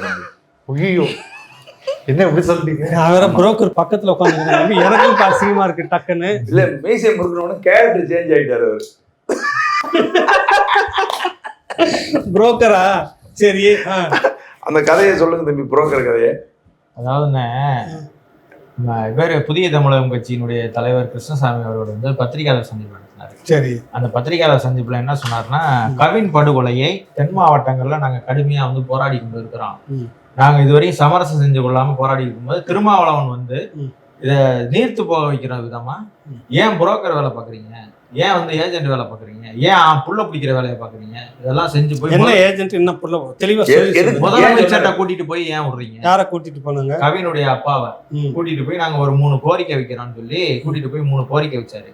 அது மிக முக்கியமான கோரிக்கை என்ன கோரிக்கைன்னா, இந்த வழக்குல வந்து கூலிப்படை சம்மந்தப்பட்டிருக்கிறாங்க கவின் கொலையில, அவங்கள வந்து கைது செய்யணும். கவின் கொலையில வழக்கு பதிவு செஞ்சா வந்து அந்த பையனுடைய அம்மா வழக்கு பதிவு செய்திருக்காங்க, அவங்கள இதுவரைக்கும் கைது செய்யல, அவங்கள கைது செய்யணும்னு முதலமைச்சர்கிட்ட சொல்லியிருக்கோம். காவலர்கள். ஆமா, முதல் கோரிக்கை எஸ்ஐ அப்பாவை கைது செஞ்சுட்டாங்க, அம்மாவை இது வரைக்கும் கைது செய்யல. ஆனா வழக்கு பதிவுல அவங்க பேர் இருக்குது, அவங்க கைது செய்யல. இது போக கூலிப்படைக்கு சம்மதம் இருக்கு, அதையும் விசாரணை பண்ணணும் அப்படின்னு சொல்லி சொல்லியிருக்காங்க. முதல் கோரிக்கை. 2வது கோரிக்கை வந்து அவங்க கவினுடைய தம்பி இருக்கிறார்ல, அவருக்கு அரசு வேலை வேணும் அப்படின்னு 2வது கோரிக்கை. 3வது கோரிக்கை வந்து கவினுடைய அம்மா வெளியூர்ல வேலை பார்க்குறாங்க, அவங்களுக்கு பாதுகாப்பு இல்லாம இருக்குது, அவங்களுக்கு உள்ளூர்லயே ஆசிரியர் வேலை போட்டு கொடுக்கணும், அவங்க உள்ளூருக்குள்ளேயே இருந்தாங்கன்னா பாதுகாப்பா இருப்பாங்கன்னு இந்த 3 கோரிக்கை வச்சோம்னு சொல்லிட்டு பேசிட்டு வந்திருக்கிறாரு யாரு, திருமா. அதை எதிர்த்து கண்டிச்சு இவர் சொல்றாரு, நீ வந்து ஏன் புரோக்கர் வேலை பார்க்குற, வட மாவட்டங்கள்ல தான் இந்த வேலையெல்லாம் செஞ்சுக்கிட்டு இருந்த, இந்த மக்களை ஆதி தமிழர்களை வந்து நீர்த்து போக வச்சு அவங்கள எந்த போராட்டம் பண்ண விடாம அவங்கள மழுங்கடிச்சு வச்சிருந்த, தென் மாவட்டத்துல போராடுறவங்கள ஏன் மழுங்கடிக்கிற வேலை செய்யற அப்படின்னு சொல்லி கடுமையான காட்டமாக. இல்ல அது மட்டும் இல்ல, துப்புரவு தொழிலாளர்கள் போராடிட்டு இருந்தா காவல்துறை பூந்து அடிச்சு பெண்கள்லாம் ஜாக்கெட் எல்லாம் முடிஞ்சு கிழிச்சி எல்லாம் செஞ்சுட்டு இருந்தா அவங்கள கூட்டிட்டு நீ வந்து முதலமைச்சர்கிட்ட போல. வேங்க வயல்ல வந்து குடிக்கிற தண்ணியில மலத்தை கலந்துட்டா அரசாங்கம் விசாரிச்சுட்டு சொல்லுது, எவன் தான் தண்ணியை குடிச்சிட்டு இருந்தானோ அவன் தாங்க கலந்தான்னு வந்து சொல்லுது. அந்த கிராமத்து மக்களை கூட்டிட்டு நீ முதலமைச்சர்கிட்ட போய் நீ நியாயம் கேட்கல. இதுல மட்டும் ஏன் வந்து நீ வந்து தலையிடுறாங்க? அதுதான் இருக்குது.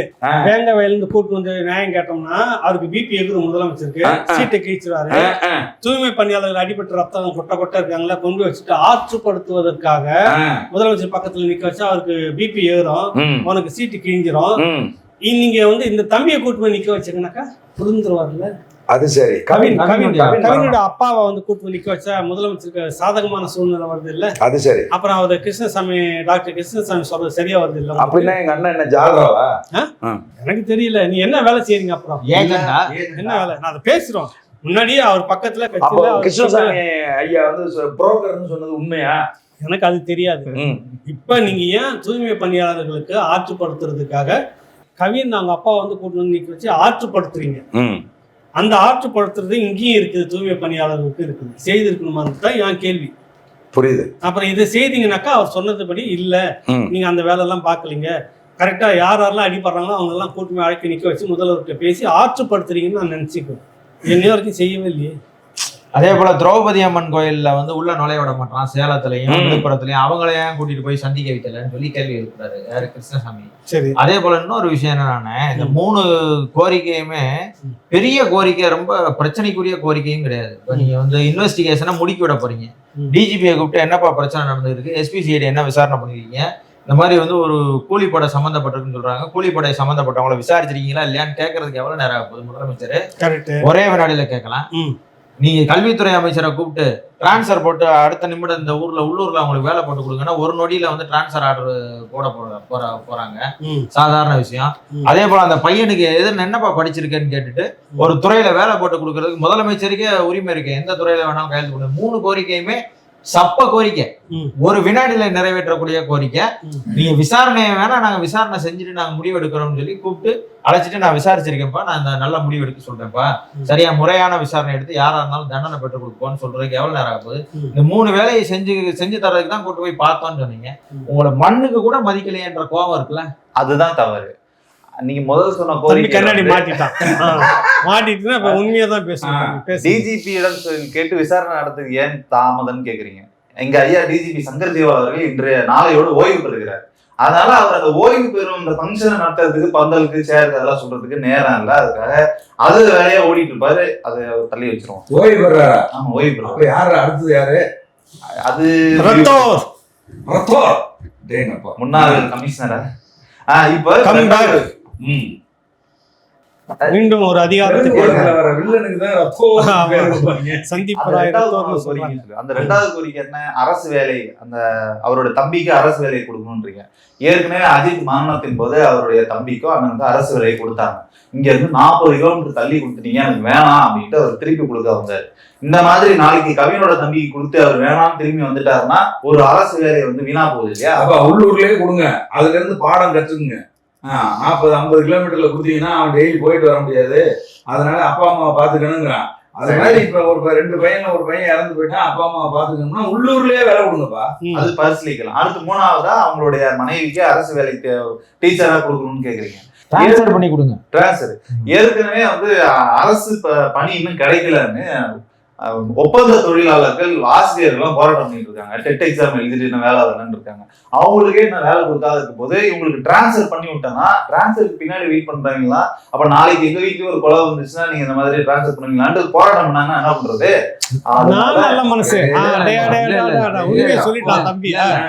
நான் கூட என்னத்தையும் சொல்ல போறாங்க நினைச்சேன். டிரான்ஸ்ஃபருக்கு நாங்க 5 லட்சம் வாங்கிட்டு இருக்கேன், அதை கொடுத்தாதான்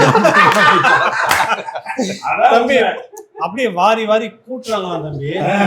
திருவண்ணாமலையில ஒரு ஆசிரியர் அவர் முயற்சியில் இருக்கிறத எடுக்கும்போது பார்த்தீங்கன்னா டோட்டலாக எல்லாம் முடிஞ்சிருச்சு. அந்த வழக்கமாக ஒரு கவுன்சிலிங் வைப்பாங்க. ஒரு கல்வியாண்டு முடியும் போது மாவட்டத்துக்குள்ளாக யாருக்கு எங்கெங்கன்னு உங்களுக்குள்ள மியூச்சுவல் ட்ரான்ஸ்ஃபர் பண்ணுறதை பண்ணிக்கலாம், காலியாக இருக்கிற இடத்துக்கு போய்க்கலாம். இப்படி பண்ணுறது நடக்கும், முறைப்படி நடத்துறது அப்படி நடந்துட்டு இருக்குது. இப்போ இதெல்லாம் முடிச்சுட்டு அப்புறமா கடைசியாக அதை வைக்கிறாங்க. புரியுதுல்ல உங்களுக்கு? வசூல் பண்ண வேண்டியதெல்லாம் வசூல் பண்ண வேண்டியது. ஆமா, தேர்தல் வருது இல்ல, நீங்க கொடுப்பீங்களா காசு? அது சரி. அதனால ஆசிரியர் பிரச்சனை தம்பி, நாங்கள்லாம் எப்படிப்பட்டவர்னா, ஒரு அதிகாரி பெரிய அழிவுத்தனம் பண்றாரு, நடவடிக்கை எடுக்கணும்னு கோஷ்டி மக்கள் போராடுறாங்க. அவர் மீது நடவடிக்கை எடுத்தால் அந்த சாதி கோபம் கொண்டுடும், சாதி இழுத்து அந்த அதிகாரி போத்து விட்ட கூட்டம் நாங்க. புரியுதுல்ல? நியாயத்துக்கு நடவடிக்கை எடுத்துருவாங்கன்னா நீ வந்து பேசுவீங்களா? விடுங்க. அடுத்து எங்க அண்ணன் நாளைக்கு ஒரு மிக அருமையான ஒரு நல்ல காரியம் செய்ய போறாரு. யாருங்க? எங்க அண்ணன் செந்தமிழன் சீமான். அதாவது சரி சரி, ஆமா, மரங்களின் மாநாடு நடத்த போறாரு. மரங்கள் எங்கள் உறவுகள். யார், ஆசாரிக்காகவா? பாருங்க யாரு இல்ல, எனக்கு என்னவோ தெரியல. நீ வெளியில போ, உனக்கு என்ன அடி விழுந்து போன நிகழ்ச்சிக்கே அவங்களை கீழே நிறைய அடி பின்னி இருக்காங்க. ஆமா தம்பி, தெரியல நீ ஏதோ கோல்டு மெடலிஸ்ட் இப்படி சொல்றாரா? சரி, நீ மாநாட்டை பத்தி சொல்லுங்க, அப்புறமா கவனிச்சுக்கலாம். மரங்களின் மாநாடுங்க. உலகம் வேகமா வெப்பமயமாதல் உருவாயிட்டு இருக்கு. இதன் மூலமா மரங்கள் தொடர்ந்து அழிக்கப்படுது. குறிப்பா தமிழ்நாடு போன்ற மாநிலங்கள்ல மரங்கள் கடுமையா அழிக்கப்படுது. இத்தனை சதுர மைலுக்கு இவ்வளவு மரங்கள் காடுகள் இருக்கணும், ஆனா அது இல்ல. விதிமுறைகளை பின்பற்றல. இல்ல, மலைகள் வெட்டி விற்கப்பட்டு இருக்கு. ஆற்று மணல்களை அள்ளுவதன் மூலமா ஆறுகள் செத்துக்கிட்டு இருக்கு. இப்ப ஆறுகளை உயிர் ஊட்டணும் அப்படின்னு சொன்னா, மலைகளை பசுமை காடுகளை பாதுகாத்து மழை பெய்ய வைக்கணும் அப்படின்னு சொன்னா, மரங்கள் ரொம்ப முக்கியமா இருக்கு. மரங்கள் நம்முடைய உயிர் தேவை. மரங்கள் அழிக்கப்பட்டா மனிதர்கள் அழிஞ்சிருவாங்க. மரங்கள் கார்பன் டை ஆக்சைடை சுவாசிச்சு நமக்கு ஆக்சிஜனை கொடுக்குது. அப்ப மரங்களை பாதுகாக்கணுங்கிறத அடுத்த தலைமுறை பிள்ளைகளுக்கு நம்ம சொல்லணும். இந்த பூமியை பாதுகாத்து அடுத்த தலைமுறை பிள்ளைகளுக்கு நம்ம கையளிக்கணும் அப்படிங்கிற ஒரு கருத்தை முன் வச்சு, மரம் என்பது இந்த மனிதர்களுக்கானது மட்டும் கிடையாது, பறவைகளுக்கானது. அங்குள்ள கோடிக்கணக்கான பறவைகள், கோடிக்கணக்கான பூச்சிகள், புழுக்கள், எத்தனையோ பல்லுயிர்கள் வாழுகிற அவர்களோட வீடு மரம். ஒரு மரம் அப்படிங்கிறது பல்லுயிரோட வீடு. அதை பாதுகாக்கணும்னு முன் வச்சு அண்ணன் சீமான் அவர்கள் நாளைக்கு ஒரு மரங்கள் மாநாடு நடத்துறாங்க. இது உலகத்துல சுற்றுச்சூழல் பத்தி நிறைய பேசியிருக்காங்க, மரங்கள் பத்தி நிறைய பேசியிருக்காங்க. ஆனால் மரங்களுக்கென்று ஒரு மாநாடு போட்டு அதை புரிய வைக்கிற ஒரு ஆளா எங்க அண்ணன் செந்தமிழன் சீமான் அவர்கள் இருக்காங்க. இந்த ஒரு செயலுக்காகவே மனிதர்களுக்கானது மட்டும் இல்லை, இந்த மனித சமூகம் காலங்காலமா நீடிச்சுட்டு போறதுக்கான ஒரு அடிப்படையே இந்த மரங்கள் காடுகள் இதுதாங்க. அறிவாலயம் முட்டு மாதிரி அசல் வன்னியரசு மாதிரி இது ஆசாரிகளுக்கான கேட்கிருப்பாரு. கரெக்டா அது முகநூல்ல அந்த மாதிரி ஒரு கூட்டம் சுத்துது, அப்படியே வந்திருக்கு ஜெராக்ஸ். புரியுது இல்ல? நீ முட்டு தம்பி, முட்டு என்னென்ன இறக்கி விட்டுரும், அப்புறமா அடிப்பாங்க சுத்தி. இருங்க, சீமான் அண்ணனுக்கு உண்மையாகவே தொடர்ந்து மாடுகளுக்கான மேய்ச்ச நிலங்கள், பனம்பால் தென்னம்பால், பனை மரங்களை பாதுகாக்கணும். அந்த பனம்பால் தென்னம்பால் எடுக்கிறத நீங்க தடுத்தீங்கன்னா பனைமரங்கள் வீணா போயிடும், வேஸ்ட். அப்ப பனைமரங்களை அழிப்பாங்க. அப்ப அவற்றை பாதுகாக்கணும். மரங்களுக்கு மாநாடு நடத்தணும், மலைகளை ஆறுகளை பாதுகாக்கணும் அப்படின்னு சொல்லி ஒட்டுமொத்தமா இந்த சுற்றுச்சூழலுக்கான மிகப்பெரிய போராளியா அண்ணன் செந்தமிழன் சீமான் அவர்கள் அறியப்படுறாங்க. அவருக்கு நோபல் பரிசு கொடுக்கலாமே. உண்மையான விஷயம்தான். ஆனா இந்த மாதிரி ஒரு தற்கொலைகள்லாம் பேசுது இல்ல. என்ன பேசுறீங்க தம்பி? இப்ப பேசுங்க. நான் என்ன சொல்றேன், சொல்லுங்க, பேசுங்க. ஆடு மாடு மேய்ப்பது நீங்க சொல்றது தம்பி. இன்னைக்கு நிகழ்ச்சி நீங்க மஞ்சள் சட்டையோட வரும்போதே எனக்கு தெரியும் தம்பி. புரியுது இல்ல? புரியுது. கழுத்துல போட்டுங்கிறது யாரு? போட்டு இருந்தது யாரு? அது சரி. அந்த சாயல் வருதா இல்லையா? அது சரி. புரியுதுல? கண்ணாடி வேற, கண்ணாடி மாறி இருக்கு, மஞ்சள் துண்டு சட்டைய மாறி இருக்கு. ஆடு மாடு மேய்க்கிறது, பேசு. ஆடு மாடு மேய்க்கிறதுன்றது உங்களுக்கு தெரியும். சரி, கோனார்களுக்கான பிரச்சனை.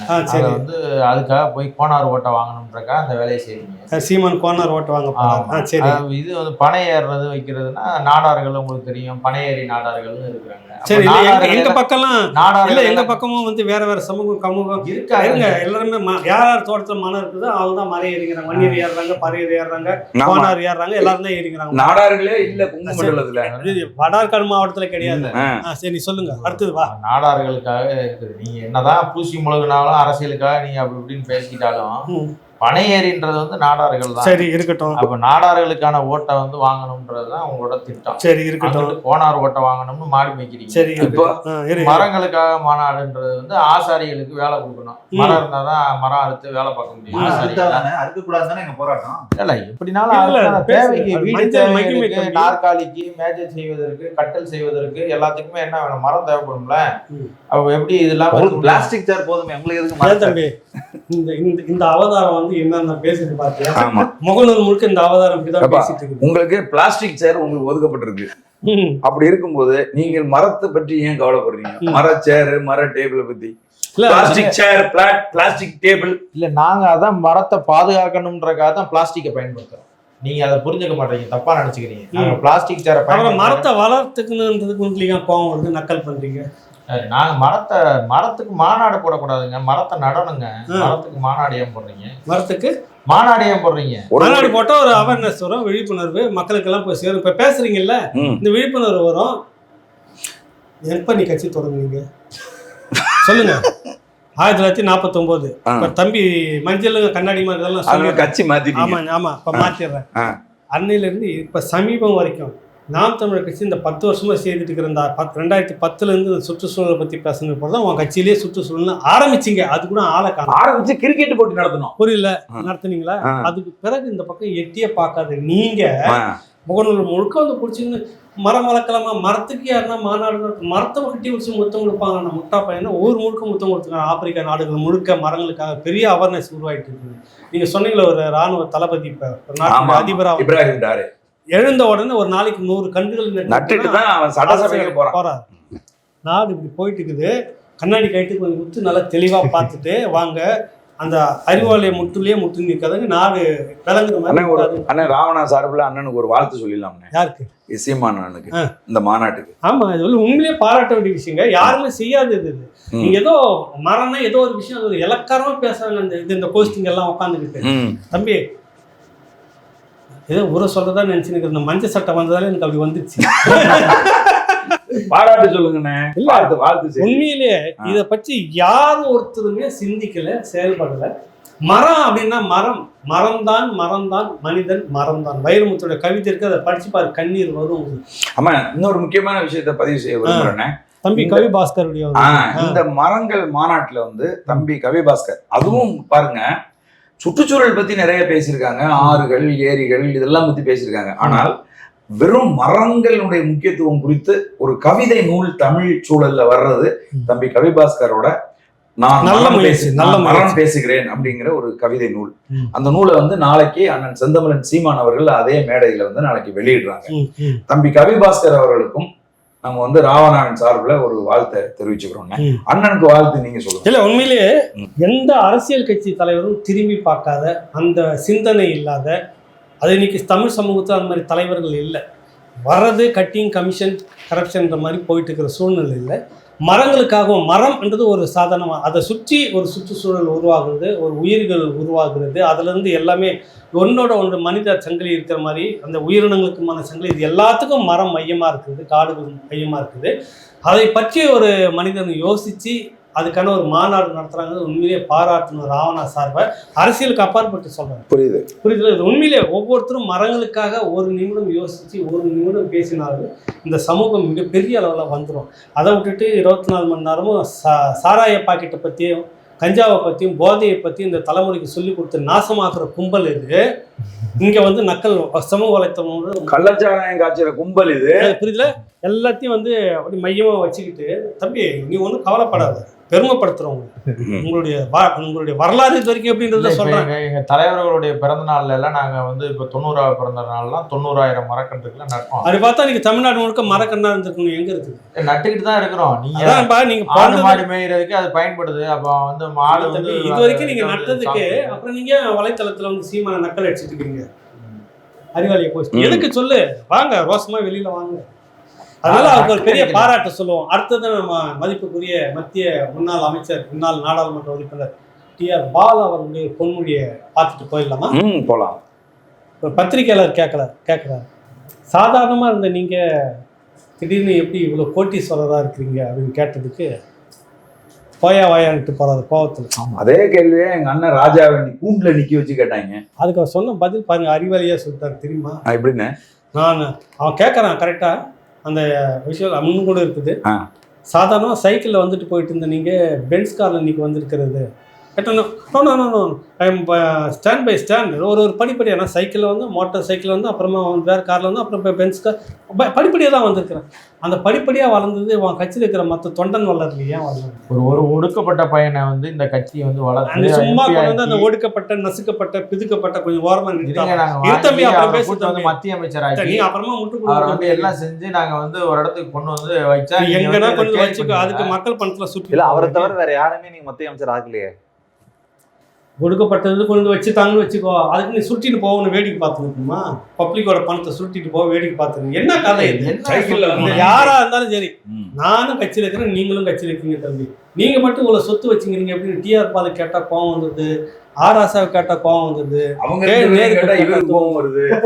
அதான் சொல்றேன். இப்ப இவரு வந்து முட்டு கொடுத்துங்கிறாரு. இப்ப நம்ம 4 பேருக்குள்ள சண்டை வந்துடும் போல இருக்குது. அவ்வளோ குட்டியா இருக்கிறாரு அந்த சவுறு முட்டிக்கிறாங்க. ஏவா வேலு எப்படி இருந்தாரு சொல்லு? இல்ல சொல்ல எப்படி சொல்லலாம்? அண்ணா திமுக இருந்தாரு, திமுக முன்னாடி என்ன வந்தாரு? ஒரு டியூட்டி கேட்கறாரு போய் பச்சையப்பன் பஸ் சர்வீஸ்னு ஒரு திருவண்ணாமலையில்.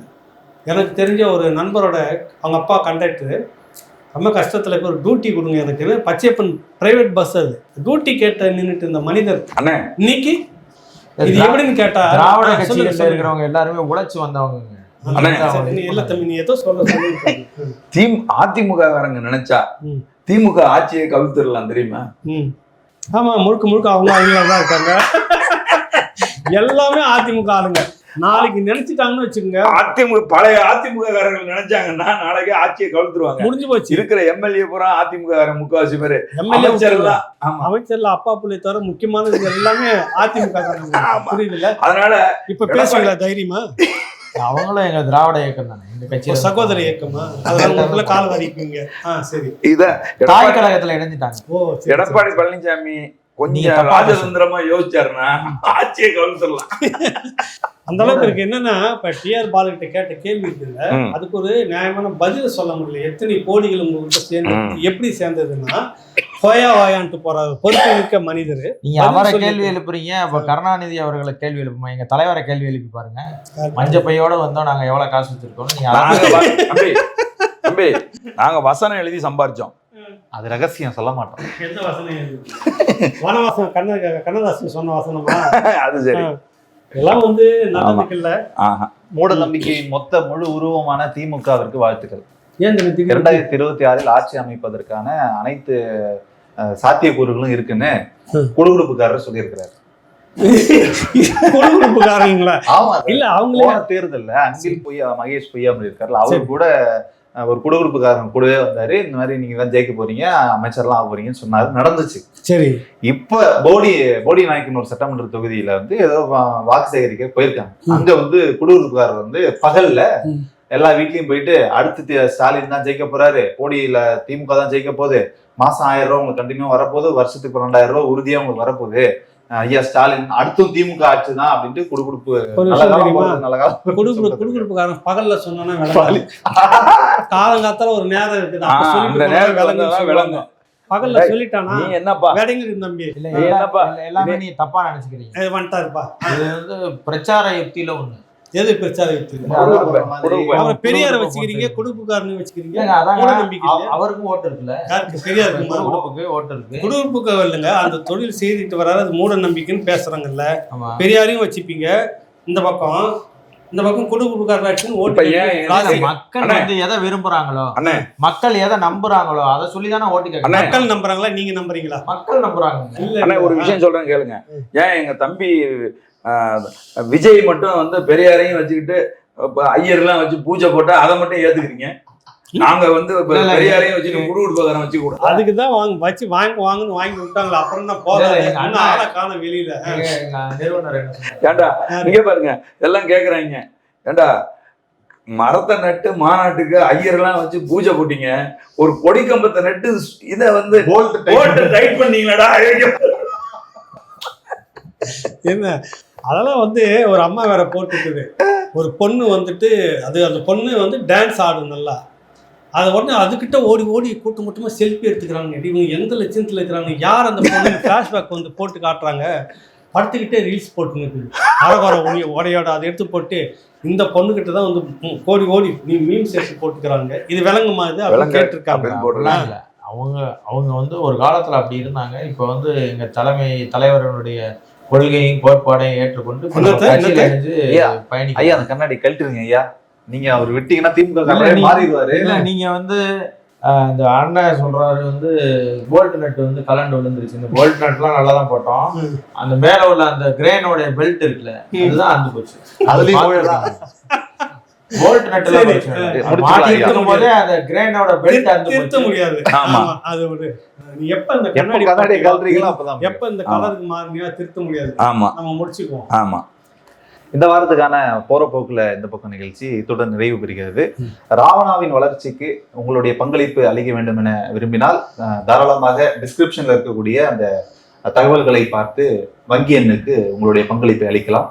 மீண்டும் அடுத்த வாரம் சந்திக்கலாம். நன்றி, வணக்கம். நன்றி, வணக்கம். எல்லாருக்கும் நன்றி, வணக்கம்.